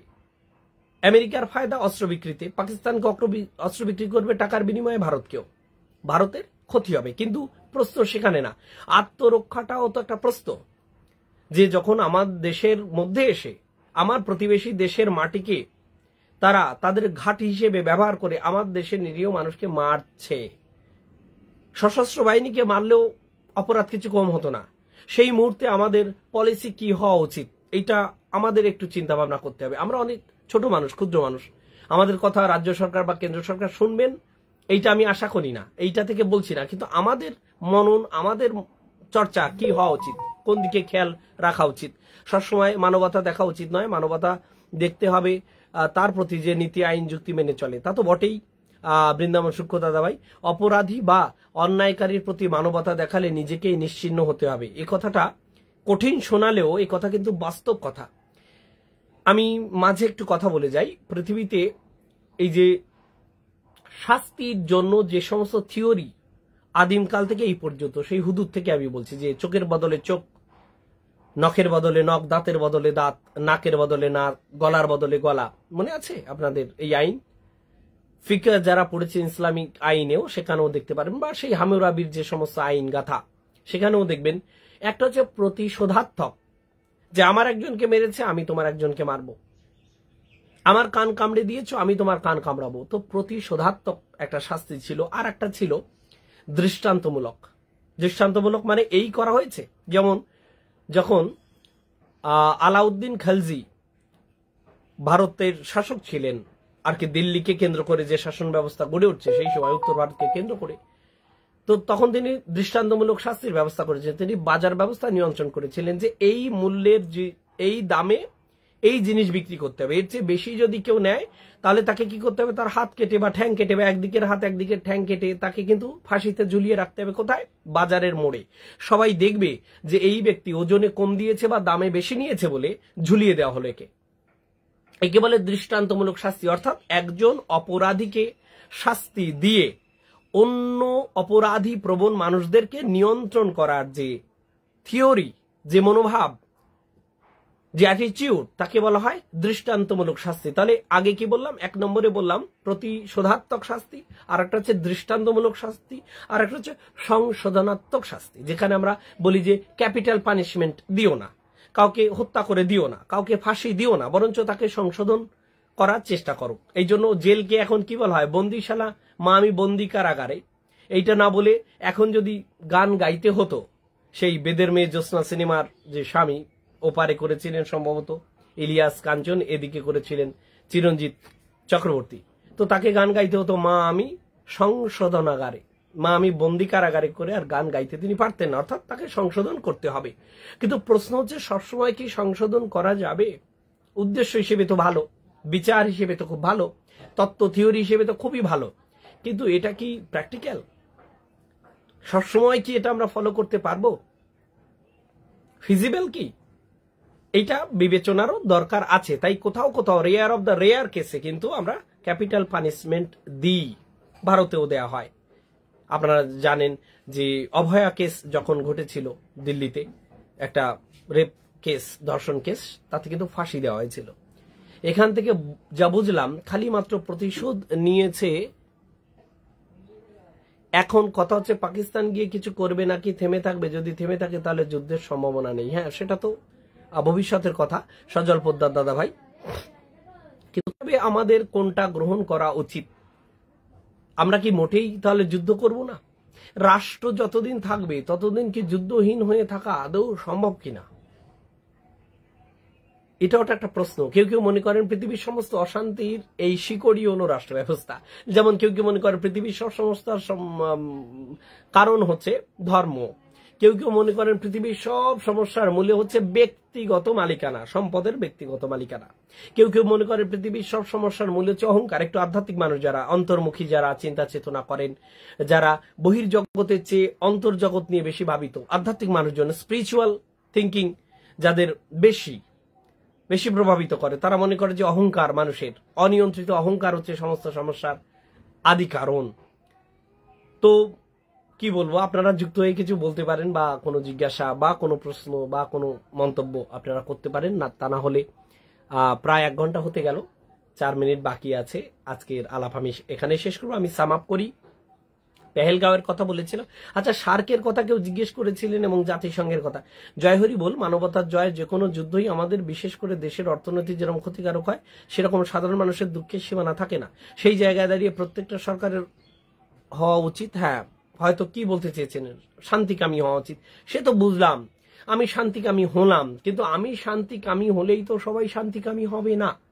সিদ্ধার্থ শান্তিকামী, আনন্দ শান্তিকামী হলেই তো সিদ্ধার্থের কাজিন সে তো শান্তিকামী হয়নি। এইবার কি করা যাবে? দেবদত্ত তো শান্তিকামী নয়, সিদ্ধার্থ শান্তিকামী হলে কি হবে? ভাবা উচিত। এই জন্য তো জটিলতা, এই জায়গাটা ভাবতে হবে যে কি করব এই মুহূর্তে। ইসলামিক আতঙ্কবাদ নিয়ে যে ন্যারেশন বিশ্ব জুড়ে আছে, যে সেটাকে কি একেবারে অস্বীকার করা হবে? ইসলামিক আতঙ্কবাদ বা ইসলামিক টেরোরিজম, এটা কি একেবারেই একটা আকাশকুসুম কল্পনা, নাকি এর মধ্যে সারবত্তা কিছু আছে, নাকি সবটা ইসলামোফোবিয়া, ইসলামকে বদনাম করার জন্য পশ্চিমী প্রোপাগান্ডা, সবই ইহুদি নাসারার ষড়যন্ত্র? এইভাবে কি আমরা ব্যাপারটাকে উড়িয়ে দিতে পারি কিনা? বা রাষ্ট্র তার সমস্ত ব্যর্থতা ঢাকতে যুদ্ধকে সামনে নিয়ে আসে, সেটা পাকিস্তানের ক্ষেত্রে হোক, ভারতের ক্ষেত্রে হোক, যে কোনো রাজ্যের ক্ষেত্রে হতে পারে, বা কোনো স্থানীয় সরকার যেগুলো, তারাও অনেক সময় করেন একেবারে মোহরা এই করবো তাই করবো, একটা বিরাট কোনো কর্মকাণ্ড সামনে নিয়ে আসেন। জাতীয়তাবোধ থাকলে রাষ্ট্র থাকবে, জাতীয়তাবোধ না থাকলেও রাষ্ট্র থাকবে। সৈন্য প্রয়োজন হবে না জাতীয়বোধ না থাকলে। এই কথাটা কি ঠিক হলো সজল পোদ্দার দাদাভাই? জাতীয়তাবোধ থাকলে রাষ্ট্র থাকবে, বেশ ভালো কথা। তাহলে সেটা জাতীয় রাষ্ট্র হবে। জাতীয়তাবোধ শূন্য যে রাষ্ট্র হতে পারে না তা কিন্তু নয়। জাতীয়তাবোধ থাকলে রাষ্ট্র থাকবে, জাতীয়তাবোধ না থাকলেও রাষ্ট্র থাকবে। রাষ্ট্র নাও থাকতে তো পারে, এমন হতে পারে না? যেমন ধরুন, একসময় রাজতন্ত্র ছিল, রাজা ছিল, কিন্তু এখন কিন্তু রাজারা নেই। যখন ব্রিটিশ ভারতবর্ষ ত্যাগ করছে, তখনও কেউ বলছেন 555, কেউ 554, মোটামুটি 550 মতো রাজন্য ছিল, স্বাধীন রাজারা ছিলেন ভারতে। কোচবিহারও আলাদা রাজা ছিলেন, পরবর্তীকালে পশ্চিমবঙ্গ বা ভারতের সঙ্গে যুক্ত হয়েছেন। নৈরাষ্ট্রবাদী দার্শনিক যারা, তারা মনে করছেন, তারা বিশ্বাস করেন খুব আন্তরিকভাবে যে একদিন এই রাষ্ট্র ব্যবস্থা থাকবে না, অর্থাৎ আলাদা করে Bharat, Pakistan, Nepal, Bhutan, Tibet, China, Kyrgyzstan, Kazakhstan, Uzbekistan, Mongolia, এসব থাকবে না। একাকার হবে বিশ্ব রাষ্ট্র বা বিশ্ব, এমন হবে। আমি জানি না হবে কিনা, কিন্তু এরকম একটা দার্শনিক চিন্তা আছে, যারা রাষ্ট্রবিদ দার্শনিক, তাদের এরকম একটা ধারণা আছে। এর জন্য আমার অনুরোধ দাদা, আপনার মাধ্যমে যে সাধারণ মানুষের যাতে ক্ষতি না হয়, সেই দিকে লক্ষ্য করে তাদেরকে প্রেফারেট করে, তাদের অতি লক্ষ্য রেখে যুদ্ধ হোক, তাতে কোনো ক্ষতি নেই। এটা একটা ভালো কথা যে আমরা, এটা যুদ্ধ নীতি, এবং এই নীতি যারা লঙ্ঘন করে তাদের যুদ্ধাপরাধী বলা হয়। যুদ্ধের কিছু নিয়ম আছে, দেখবেন মহাভারতেও যুদ্ধের কিছু নিয়ম আছে। আমি ওটাকে ইতিহাস বলছি না, অবশ্যই আমি সচেতন ভাবেই বলছি, কিন্তু মহাভারত একটি মহাকাব্য। ভারতের জনজীবনকে রামায়ণ মহাভারত ব্যাপকভাবে প্রভাবিত করে। সে অর্থে মহাভারত আমার, রামায়ণ আমার, উপকথা হলেও আমার, পৌরাণিক গল্প হলেও আমার, সেই অর্থে আমি বলছি। তো সেখানে দেখবেন যুদ্ধের নীতি আছে। শুরু হচ্ছে শঙ্খধ্বনি করে, শেষ হচ্ছে শঙ্খধ্বনি করে। সূর্যাস্তের পরে আঘাত করা যাবে না, কেউ ঘুমিয়ে থাকলে আঘাত করা যাবে না, নিরস্ত্র মানুষেরকে আঘাত করা যাবে না, যে রথ চালাচ্ছেন, যিনি চালক, ড্রাইভার, তাকে আঘাত করা যাবে না। অর্থাৎ যুদ্ধের কিছু নিয়ম আছে, প্রতি পদে সেটা লঙ্ঘিত হয়েছে, পদে পদে। নিকুম্বলা যজ্ঞাগারে রামায়ণে লঙ্ঘিত হয়েছে। বা শ্রীরামচন্দ্র বালিকে যে বধ করলেন গাছের আড়ালে থেকে, তার সঙ্গে যুদ্ধ হচ্ছিল না, আলাদা করে তিনি মারলেন সুগ্রীবকে কাছে টানার জন্য, তো সেটাও যুদ্ধনীতি লঙ্ঘন হয়েছে, এবং তাতে সমালোচনাও আছে রামায়ণে। দেখবেন বালি এমন ভাবে, সুতীক্ষ্ণ ভাবে, বিশ্রী ভাবে সমালোচনা করছে রামের, যে রাম উত্তর দিতে পারছে না, রামকে কেমন দুর্বল লাগছে। সেখানে কথা বলছেন বটে, যুক্তি একটা দাঁড় করাচ্ছেন, মনে হচ্ছে যেন খুব বিপদে পড়ে কিছু একটা বলতে হবে তাই বলতে। আত্মপক্ষ সমর্থনের জন্য যে যুক্তিগুলো দিচ্ছেন, সেই যুক্তিতে স্বয়ং বাল্মীকিও সন্তুষ্ট নন। একটু খেয়াল করে রামায়ণটা পড়বেন। এছাড়া সৌপ্তিক পর্বে, যেখানে সন্তানদের, এই যে পঞ্চপাণ্ডবের যে সন্তানরা 5 জন, তাদের যে মাথা কেটে নিয়ে যাওয়া হলো, বা কর্ণ রথ যখন চাকা ভূমি গ্রাস করলো, তখন কর্ণকে যে আঘাত করা হলো, মারা হলো, সেটাও তো ক্ষাত্র ধর্ম, তাদের যে ধর্ম লিপিবদ্ধ আছে সেটা পালন করা হলো না। একালব্যের যে আঙ্গুল কাটা হলো সেটাও তো পালন করা হলো না। এছাড়া সম্মুখের যে মাথা কেটে দেওয়া হলো সেটাও তো ক্ষাত্র ধর্ম নয়, সেটা যুগ ধর্ম হতে পারে। সে আলোচনা আমি এখন প্রবেশ করছি না, প্রয়োজনে করব। আরো একটা জিনিস খেয়াল করুন যে যখন মহারথীগণ ঘিরে অভিমন্যুকে বধ করা হলো, তাই না, তো সেটাও ধর্ম রক্ষা হয়নি। অর্থাৎ যুদ্ধের কিছু নিয়ম নীতি থাকে বটে, কিন্তু যুদ্ধ নিয়ম নয়। যুদ্ধ প্রতিপক্ষকে হারাতে হবে, নিজেকে জিততে হবে, এবং আমার স্বার্থ সর্বোপরি। স্বার্থই পরম ধর্ম। এই জগতে আমি যতটুকু বুঝতে পেরেছি সেটা হচ্ছে স্বার্থ। সেটা ব্যক্তির স্বার্থ হতে পারে, সামাজিক স্বার্থ হতে পারে, রাজনৈতিক স্বার্থ হতে পারে, আধ্যাত্মিক স্বার্থ হতে পারে, আত্মার স্বার্থ হতে পারে। যে যেভাবে বিশ্বাস করেন, স্বার্থ পরম ধর্ম। আর সেইটাকে ঢাকার জন্য মানুষ নানা রকম ফুল এলো কাহিনী তৈরি করে, যুক্তির জাল বনে পুষ্পিত পল্লবিত বাক্য চয়ন করে, যাতে বোঝা না যায় যে আমার তীব্র স্বার্থ কোনোভাবে উকি ঝুঁকি মারছে না তো, মানুষ বুঝতে পারছে না তো আমার চালাকিটা।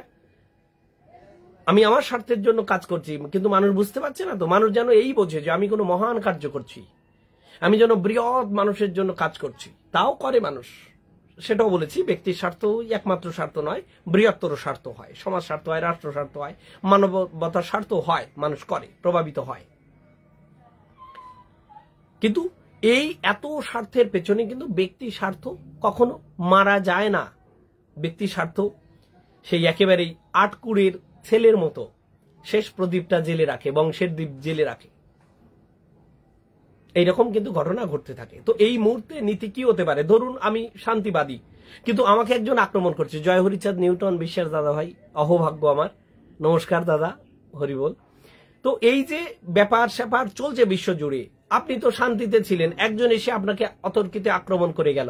যারা হানিমুন মধুচন্দ্রিমা যাপন করতে গেছিলেন কাশ্মীরে, ভূস্বর্গ, তাদের কি অপরাধ? এখানে অপরাধ দুই পক্ষের। এক পক্ষ যার হাতে রাষ্ট্র তুলে দেওয়া হয়েছে, তাকে সাবধান হতে হতো, তাকে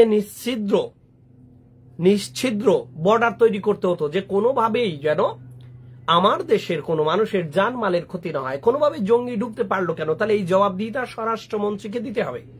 ঠিক যেভাবে রাজ্য সরকারকে দিতে হবে যে মুর্শিদাবাদে একটা বৃহত্তর জনগোষ্ঠীকে প্রাণ ভয়ে পালাতে হয়েছে কেন রাতের অন্ধকারে। এই জবাবদিহিতা কি করবেন? রাজ্য সরকার করবেন। কখন করবেন? জনগণ যখন চাপ দেবেন। সুন্দর কথা, একমাত্র লক্ষ্য স্বার্থ। হ্যাঁ নিউটন দাদা ভাই। এবং সনাতন পরিস্থিতি হচ্ছে গুতগতি। এই ব্রহ্মাণ্ডে যদি মানুষও না থাকে, শুধু পদার্থ থাকে, তাও তারা গুতগতি করতে থাকবে, বিক্রিয়া করতে থাকবে কিছু না কিছু। গুতগতি পরম সনাতন। এটাকে কত সুন্দর করে সাজিয়ে নেওয়া যায়, প্যাটার্নে যদি নেওয়া যায়, মানে গুতোটা যদি একটু নির্দিষ্ট সময় অন্তর করা যায়, তাহলে সে বিটে পরিণত হয়, রিদমে পরিণত হয়, ছন্দে পরিণত হয়, তালে, দাদরা, কাহারবা, তেওট, এসবে পরিণত হয়। কিন্তু বিষয়টা গুতগুতি, একটু সাজিয়ে দিলে সেটা তাল হয়, না হলে বেতাল হয়। গুতো কিন্তু চলবেই। একজন মানুষও যদি বেঁচে থাকেন পৃথিবীতে, তবু তিনি কিন্তু ডিপ্রেশনে ভুগবেন, মানসিক যন্ত্রণা তার হবে,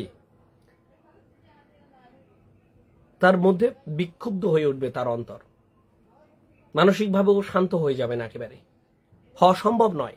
শাস্ত্রকাররা লিখেছেন বটে, আধ্যাত্মিক যারা গুরুজন ছিলেন, গৌড়পাদ থেকে শুরু করে, শঙ্কর থেকে শুরু করে, আরো রামানুজ থেকে শুরু করে আমাদের দেশের মহাত্মাগণ, তারা বলেছেন একাগ্র কর মন। এ বিষয়ে আমি আমার কথা নাই বা বলি, আমি দীর্ঘদিন চর্চা করে বুঝেছি যে একাগ্র হওয়াটা, যাই হোক পরে বলবো সেই রহস্যের কথা, আধ্যাত্মিক ব্যাপার স্যাপার যে আদৌ সম্ভব কিনা। নিরুদ্ধ কথা আমি ছেড়েই দিলাম। নিরুদ্ধ তো ব্ল্যাক আউট যদি হয়ে যায়, অক্সিজেনের অভাবে হতে পারে, অন্য কারণে হতে পারে, সেটা আলাদা। এনট্রপি বাড়িয়ে দিন, গুতগুতি বেড়ে যাবে, তা তো বটেই। এবং এনট্রপি বাড়তে থাকবে, এনট্রপির নিয়মই তাই। আমি যদি সামান্য বিজ্ঞান বুঝে থাকি যে বিশ্ব ব্রহ্মাণ্ডে এনট্রপি দিন দিন বাড়বে, এনট্রপি কমে যাবে না। একটা ছোট্ট উদাহরণ দেওয়া হয়, তেওট কিতাল গোসাই, কাহার বা একটু ঘুরিয়ে বিলম্বিত করলেই তেওট হয়ে যায়। হ্যাঁ, টিমে তেওটও কেউ কেউ বলেন, তো আপনারাই তো বলেন, আপনাদের কাছে শোনা কথা আমি বলে দিলাম। আমার মাথা নত করে দাও হে তোমার চরণ ধুলার তলে, এ তো তেওটেই বোধ হয়। একটু দেখুন না, এই গানের যে কম্পোজিশন, সেটা তো তেওটেই আছে সম্ভবত। রবীন্দ্রসঙ্গীতের কথা বলছি। তো ওরই কাছাকাছি ওগুলো নড়িয়ে চড়িয়ে দিয়ে রূপকে চলে যায়, ঝাপতালে চলে যায়, তেওটে চলে যায়, এইগুলো যতে গেলে আবার একটা আলাদা বৈশিষ্ট্য তালের মধ্যে চলে আসে। এই যে ব্যাপারটা ঘটছে, তাহলে যে এনট্রপি কি, ধরুন আপনার বাড়িতে চিনির একটা বয়ম আছে বা মুসুরির ডালের একটা বয়ম আছে, তাহলে সুবিধা হবে বলতে। কোনো কারণে ভেঙে গেল, ভেঙে গিয়ে তো স্বাভাবিকভাবেই মুসুরির ডাল বা চিনি ছড়িয়ে পড়বে, মেঝেতে ছড়িয়ে পড়বে। ওই বয়মের মধ্যে যে চিনি দানার বা যে মুসুরির ডালের যে অবস্থান ছিল সেটা আর কোনোভাবেই ঠিক ওইভাবে সাজানো যায় না। এখন সেটা কিছু কিছু অ্যাপের মাধ্যমে সম্ভব হচ্ছে, যে রিভার্স যখন করে দেন, কেউ গাছ থেকে পড়ে গেল, ভিডিওটাকে রিভার্স করে দিলে দেখবেন যে মাটি থেকে আবার উল্টো ডিগবাজি দিয়ে গাছের ডালে গিয়ে চড়ে দাঁড়িয়ে পড়েছে বা বসে পড়েছে। এইখানে সম্ভব হচ্ছে এখন, কিন্তু বাস্তবে এটা সম্ভব নয়। পৃথিবীর সৃষ্টিতে এই গুতগুতি শুরু হয়েছে, এর শেষ পৃথিবী যেদিন শেষ হয়। পৃথিবী ধরুন শেষ হয়ে গেল, পৃথিবী শেষ হলে তো মহাবিশ্ব কসমস শেষ হয়ে যাচ্ছে না, ইউনিভার্স শেষ হয়ে যাচ্ছে না, গুতগুতি থাকবে। অর্থাৎ গুতগুতি নেই মানে কিছু নেই, কিছু আছে মানে গুতগুতিটুকুই আছে। সিঙ্গুলারিটি থেকে যে বিগ ব্যাং হলো সেটা তো গুতগুতিরই ব্যাপার। আমি যদিও খুব অল্পই জানি, কিন্তু তার মানেও তো তাই। আমার মাথা নত করে দাও তেওড়া তাল, আচ্ছা তাই হবে। তাহলে আমি আরেকবার দেখে আপনাকে জানাবো, তবে কারবা থেকেই একটু বিলম্বিত ঠেকা দিয়েই তেওটে যায়, আমি যতদূর জানি। ওটা তাহলে তেওড়া আমার মাথা থেকে সরে যেতে পারে। এন্ট্রপি হলো বিশৃঙ্খলার পরিমাণ মানে পরিমাপ করার যে পদ্ধতি। তাহলে এই যে ব্যাপার স্যাপার গুলো কাজ করছে, বিশ্ব জুড়ে বিশৃঙ্খলা হচ্ছে, অর্থাৎ জিনিসগুলো আর সুগঠিত হচ্ছে না, বরঞ্চ ছড়িয়ে ছিটিয়ে যাচ্ছে, একদম অগোছলা হয়ে যাচ্ছে। তাহলে আমাদের এই ক্ষেত্রে নীতি কি হবে? যুদ্ধ কি আমরা মোটেই করব না, নাকি যুদ্ধকে আমরা ফার্স্ট প্রেফারেন্সে রাখবো, মানে আগেই, মানে আমার দিকে কেউ বন্দুক তাক করার আগেই আমি তার কপালটি ফুড়ে দেবো বুলেট দিয়ে? আমাদের নীতি কি এমন হবে, নাকি গান্ধীর মতো আমরা এমন নীতি কোনো গ্রহণ করব যে হ্যাঁ হিংসা তো করতেই হয়, কিন্তু সেটা সর্বশেষ option, the last most option হচ্ছে ভায়োলেন্স? এইরকম কি? এই জায়গাটা কিন্তু আমাদের একটু খেয়াল করার দরকার আছে বলে মনে হচ্ছে। যুদ্ধেতে আমাদের লাভ হবে না, যুদ্ধেতে যুদ্ধবাজ যারা, রাষ্ট্রনায়ক যারা, তাদের কোনো পরোক্ষ লাভ হতে পারে, কিন্তু বৃহত্তর জনজীবনের জন্য কখনো লাভ বইয়ে আনে না। কিন্তু এই কথাটা আমি আপনি বুঝলেও জঙ্গিরা কি বুঝবে? তারা তো আত্মঘাতী ভাবেই হামলা করবে, তারা তো নিজেদের প্রাণের মায়া ত্যাগ করেই এসছে, মরতে এবং মারতে এসছে। সেক্ষেত্রে আপনার নীতি কি হবে? সেক্ষেত্রে কি বলবেন যে হিংসা দ্বারা হিংসাকে জয় করা যায় না, বরঞ্চ প্রেম দ্বারাই হিংসাকে জয় করতে হয়, এসো ধম্ম সনাতন, এই সমস্ত কথা শুনবে নাকি? বাইবেলে বলে গেছেন একজন যে প্রতিবেশীকে ভালোবাসো, একেবারেই নিজেকে যেমন ভালোবাসো প্রতিবেশীকে তেমন ভালোবাসো। ভাইয়ের চোখের নোংরা সরানোর আগে নিজের চোখের কড়িকাঠ সরিয়ে রাখো। একেবারে শৈল উপদেশের কথা বলছি, যিশু বাইবেলে যেগুলো করেছেন, অন্তরঙ্গ ভক্তবৃন্দ নিয়ে যখন একেবারে উঠে গেলেন শিলার উপরে। এসব কথা দিয়ে সবসময় চলবে কি? অর্থাৎ পরিস্থিতি আমাদের নীতি নির্ধারণ করে দেয়। আপনি যত নিয়ম, যত অঙ্কের নিয়ম প্র্যাকটিস করে যান না কেন, পরীক্ষায় গিয়ে প্রশ্নপত্রের যে মান, প্রশ্নের যে দৃষ্টিকোণ, তার উপরে আপনার উত্তর নির্ভর করে। যে যতই শিখিয়ে দিক না কেন, যত জ্ঞানের কথাই বলুন, ধর্ম জগৎ হোক, পরীক্ষার জগৎ হোক, যে কোনো জগৎ হোক, বাস্তব সমস্যার মধ্যে না পড়লে আপনি বুঝতে পারবেন না যে কি জটিল পরিস্থিতির মধ্যে আপনি পড়ে গেছেন।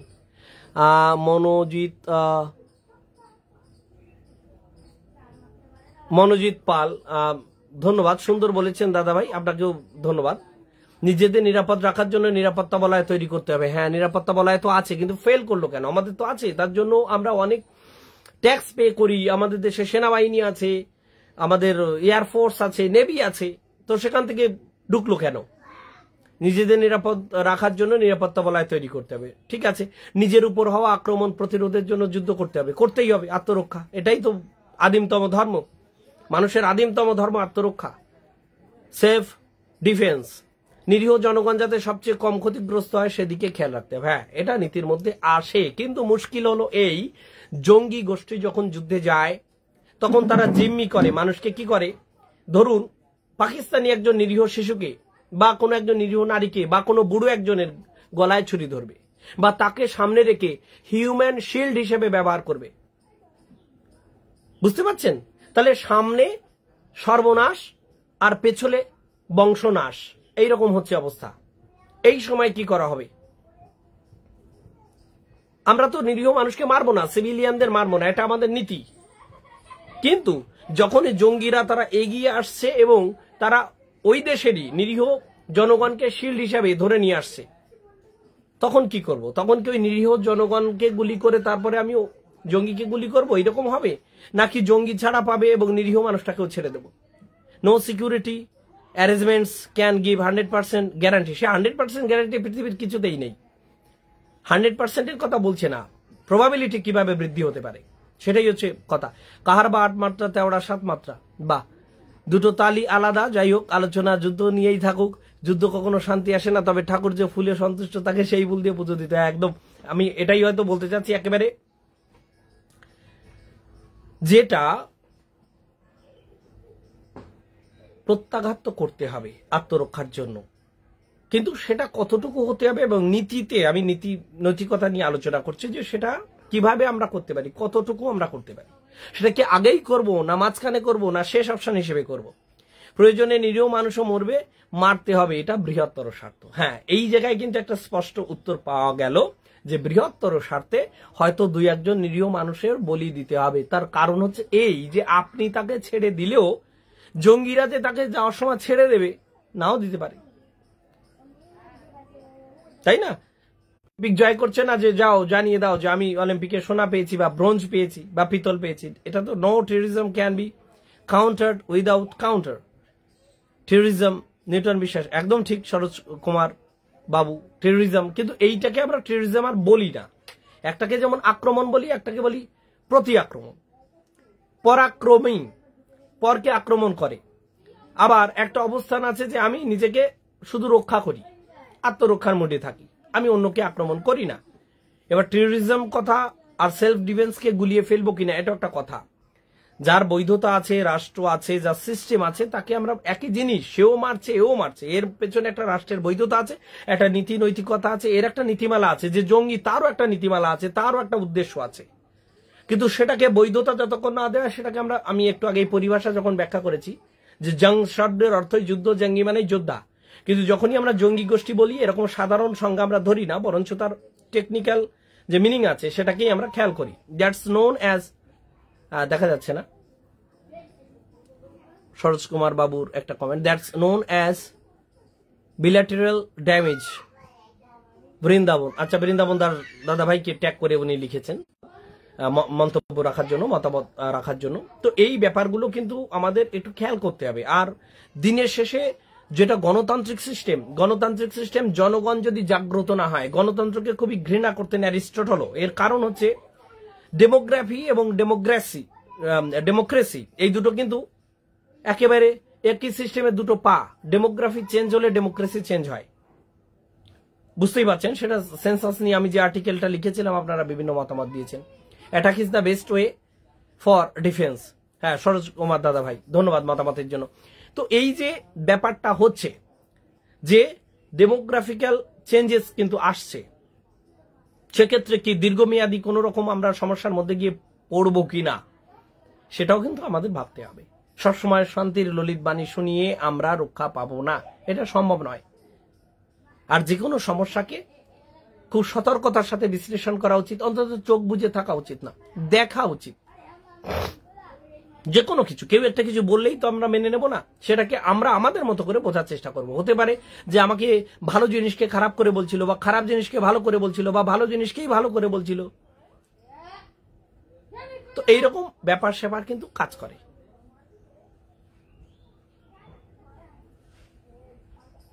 তো এই ব্যাপারগুলো আপনারা ভাববেন। আর যদি মন্তব্য না আসে তাহলে আমি এখন শেষ করি, 1 ঘন্টার বেশি হয়ে গেছে। আমার কথায় যদি কোনো ভুল ত্রুটি থাকে আপনারা কমেন্টের মাধ্যমে সেগুলো ধরিয়ে দেবেন, বা অন্যান্য যদি বলার কোনো ব্যবস্থা থাকে। শেষ আপিল আমার, জনগণকে প্রত্যেকটা ক্ষেত্রে সচেতন হতে হবে, পলিটিক্যালিও যেমন, সামাজিকভাবে, ধর্মীয়ভাবে। ধর্মীয় আপনি ধার্মিক হবে কি নাস্তিক হবেন তা বলছি না, আমি বলছি সচেতন, বিষয়টা সম্বন্ধে সম্যকভাবে ধারণা রাখতে হবে। রাজনীতি বিষয় তাই, সমাজ বিষয় তাই, অর্থনীতি বিষয় তাই যদি আমরা এড়িয়ে যাই, তাহলে ওই নামেই থাকবে যে গণতন্ত্র যে জনগণের দ্বারা জনগণের জন্য শাসন ব্যবস্থা। বাস্তবে তা হবে না। হিংস্র জন্তুর প্রতি মানবতা দেখালে সে সুযোগ পেলেই ছিঁড়ে খাবে। এ কথার কোনো খণ্ডন নেই তো। সজল হাওলাদার দাদা ভাই নমস্কার, সঠিক সত্য কথাটি বলেছেন। আপনার প্রেম আপনি কার প্রতি দেখাতে পারেন, কতটুকু দেখাতে পারেন, এরও একটা সীমা আছে, পরিসীমা আছে, পরিস্থিতি আছে। আপৎকালীন সময় আপনি এগুলো দেখাতে পারবেন না। সজল বাবু সার্কের কথা বলেছিলেন, সার্কের কথা আমি বলে দিয়েছি এর আগে, আপনি একটু দেখে নেবেন। এবং জাতিসংঘের কথা, জাতিসংঘ হচ্ছে পৃথিবীর সবচেয়ে বড় আন্তর্জাতিক সংস্থা। এখানে প্রায় আপনি জানেন যে এদের সদর দপ্তর নিউ ইয়র্কে আছে। নিউ ইয়র্ক ইউএস এর একটি অঙ্গরাজ্য এবং শহরও হাডসন নদীর মোহনাতে প্রতিষ্ঠিত রয়েছে। এছাড়াও বড় বড় বড় আরো কিছু আছে যে তাদের প্রধান অর্থনৈতিক আলোচনার জায়গা বা বিচারালয় যেগুলো আলাদা আলাদা হেগে আছে, সেটা নেদারল্যান্ডের। এছাড়া 198টা দেশ এবং 2টো পর্যবেক্ষক দেশ আছে। একটা হচ্ছে ভ্যাটিকান সিটি, খ্রিস্টান যে ধর্মীয় থিওক্রেসি সেখানে চালিত হয়, এবং আরেকটি আছে ফিলিস্তিনি বা প্যালেস্টাইন। এই দুটো পর্যবেক্ষক দেশ হিসেবে আছে জাতিসংঘে। নিরাপত্তা পরিষদের স্থায়ী সদস্য চীন আছে, রাশিয়া আছে, এছাড়া আছে ইংল্যান্ড, আমেরিকা যুক্তরাষ্ট্র এবং ফ্রান্স। তারাই ভেটো দেয়, ভেটো দিয়ে তারা সিদ্ধান্ত পরিবর্তন করতে পারে এবং অন্যকে ঢোকা থেকে আটকাতেও পারে, এরকম বিশ্ব মোড়ল। কিন্তু তারা ওই সান্ত্বনা বাক্য ছাড়া বিশেষ কোথাও কাজ করে না। কারণ আমি আগেই বলেছি, যারা নিরাপত্তা পরিষদের বা ঐচ্ছিক পরিষদে রয়েছে তারাই তো বিশ্বের শ্রেষ্ঠ অস্ত্র বিক্রেতা। America, Russia, France, England, China limitless আনুগত্য, দাসত্বে পর্যবেসিত, একেবারেই তাই। ধন্যবাদ বৃন্দাবন দাদা ভাই। আমিও কিছু বলতে চাইলি বলতে পারছি না দাদা, কারণ তো বুঝতেই পারছেন। হ্যাঁ, অনুমান করতে পারছি শিপুল বিশ্বাস দাদা ভাই, অনুমান করতে পারছি। এছাড়া 1945 সালে 24 অক্টোবর ওয়াশিংটন ডিসিতে তো 1944 সালেই কথা হয়েছিল, 45 সালে গঠিত হলো। এবং সান ফ্রান্সিসকোতে, যেখানে গদর পার্টি গঠিত হয়েছিল 1911 সালে, ওই অঞ্চলের আশেপাশেই এগুলো গঠিত হয়েছে। এছাড়া ভারত পাকিস্তানের যে দ্বন্দ্ব, বড় বড় যে যুদ্ধগুলো হয়েছে, 47-48 শুরুতেই যেটা হলো, 65-তে যেটা হলো, 71-এ যেটা হলো, 99-তে কার্গিল হলো। এছাড়া ছোটখাটো যে সমস্ত দ্বন্দ্ব সংঘাতের মধ্যে দিয়ে ভারত পাকিস্তান যাচ্ছে, বিভিন্ন জলচুক্তি, বিভিন্ন অবস্থান আছে। আমাদের বাণিজ্যিক চুক্তি কি হবে, কূটনৈতিক সম্পর্ক কি হবে, শুধু পাকিস্তানের সঙ্গে না, অন্যান্য প্রতিবেশীদের সঙ্গেও। এবং যখন বিশ্বের একেবারে বরণীয় সভায় ভারত জায়গা করে নিতে চাচ্ছে, সেই সময় যুদ্ধে জড়িয়ে পড়াটা আমাদের জন্য কতটা লাভজনক হবে, বা আমেরিকা বা চায়না তাদের কি কি সুযোগ সুবিধা হতে পারে। পাকিস্তানের কথা ধরছি না কেন, সেটা ব্যর্থ রাষ্ট্র, সমস্ত সংজ্ঞায় সমস্ত দিক থেকেই পাকিস্তান একটা ব্যর্থ রাষ্ট্র। ধর্মোন্মাদ জনগোষ্ঠী, শুধু তাই না, তারা একটি উন্মাদ না, উন্মাদ যে সে বিভিন্ন বিষয়ে উন্মাদ হয়। শুধু ধর্মান্ধ লোক পৃথিবীতে পাওয়া মুশকিল। যে অন্ধ সে অনেক কিছুতেই অন্ধ হয়। হ্যাঁ, যে এই বিষয়ে অন্ধ সে অন্য বিষয়ে খুবই সচেতন, এটা আমার চোখে তেমন একটা পড়ে না। যে ব্যক্তি খুবই ব্যস্ত, যে এটা পড়ে না সেটা যে ওটা খুব মন দিয়ে পড়ে, এরকম না, একদম ব্যস্ত। কিছু মানুষ আছে ইনস্ট্যান্ট, তারা হয়তো মতামত দিতে রেডি থাকেন, আবার কেউ কেউ আছে মতামতই দিতে চান না, এরকম বিভিন্ন প্রবণতা থাকে মানুষের। যাই হোক, আমার কোনো কথা আজকে তাহলে এই পর্যন্তই। আলাপ থাকুক। সিন্ধু চুক্তি বন্ধ করেছে এবং সিমলা চুক্তিটাকে বন্ধ করেছে, এটা ভালো চোখে দেখেন। এটাকে এই যে অস্ত্র যদি না মারতে চান, তাহলে কূটনৈতিকভাবে তো আপনাকে মোকাবেলা করতে হবে। সিন্ধু চুক্তিতে সাধারণ জনগণ এফেক্টেড হবে, এতে সন্দেহ নেই। সেটা কোথাও মানবিকতার দিক থেকে ভালো কথা নয়। কিন্তু সরকারকে আপনি কি করে দমন করবেন? ভারত যদি এক ফোঁটা জলও না দেয়, তাতে তো ওই দেশের যারা রাষ্ট্রপ্রধান, যারা সেনাপ্রধান, যারা অভিজাত, তাদের কিছু এসে যায় না। আর আমি আগেও বলেছি যে পাকিস্তান সরকার তাদের জনগণের প্রতি বিশেষ দায়বদ্ধ নয়। ভারত যতটুকু, বাংলাদেশ যতটুকু, তার একাংশও নয় পাকিস্তান। তো জনগণ মরে যায়, যাক। তো এটা একটা চাপ সৃষ্টি করা, যে আপনাদের কিন্তু এরপরে আরো বিভিন্ন চাপ আসতে চলেছে। এটা আমি বলতে পারি যে এটা একটা ইয়েলো কার্ড দেখানো। সাবধান হন, আগামীতে আরো বিপর্যয় নেমে আসতে পারে রাষ্ট্রীয় পর্যায়ে। সাবধান হন এবং আপনাদের মাটিকে কোনোভাবেই যেন জঙ্গি গোষ্ঠীকে ব্যবহার করতে দেবেন না ভারতের বিরুদ্ধে। তাহলে কিন্তু যদি দেন, যদি সতর্ক না হন, যেহেতু আপনার টেরিটরির মধ্যে ব্যাপার, তাহলে আপনাকে দায়িত্ব নিতেই হবে। একটা কথা বলেন, আর রাজায় রাজা যুদ্ধ মরে প্রজা, তা তো বটেই, চিরদিনই তো। বড়রা যুদ্ধ করবে, প্রজারাই তো মরবে। মরবে কারা? জগন্নাথ রথে বসে থাকবেন, রথের চাকার নিচে মারা পড়বেন অন্য কেউ। এটাই তো চিরসত্য। এটা সব ক্ষেত্রেই সত্য, রাষ্ট্র হলেও সত্য, না হলেও সত্য। তাহলে আজকে এই পর্যন্ত রাখি। ধন্যবাদ। হয়তো অনেক কথা বলেছি, পরে যদি এখানে আরো প্রশ্ন উঠে আসে, পরবর্তীকালে হয়তো অন্য কোনো সময়, অন্য কোনোখানে, অন্য কোনো টপিক নিয়ে আলোচনা করব। ধন্যবাদ সবাইকে। অনুমতি দিন। বিদায়।